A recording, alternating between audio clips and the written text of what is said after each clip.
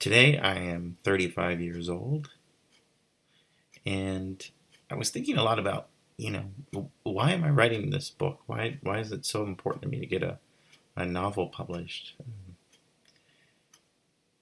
I think that since I was younger, I have always wanted to write a novel and see it published in some form.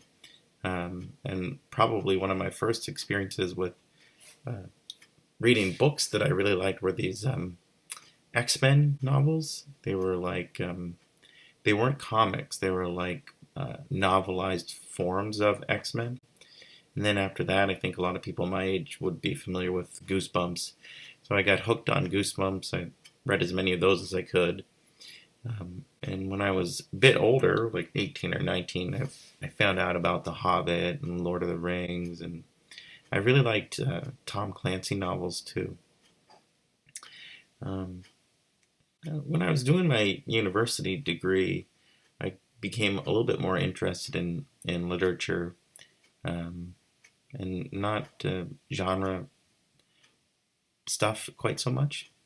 Um, so I studied Canadian literature, and I studied Atlantic Canadian literature more closely. I'm a big fan of David Adams Richards, too. He's from New Brunswick. He's probably the most famous New Brunswick author.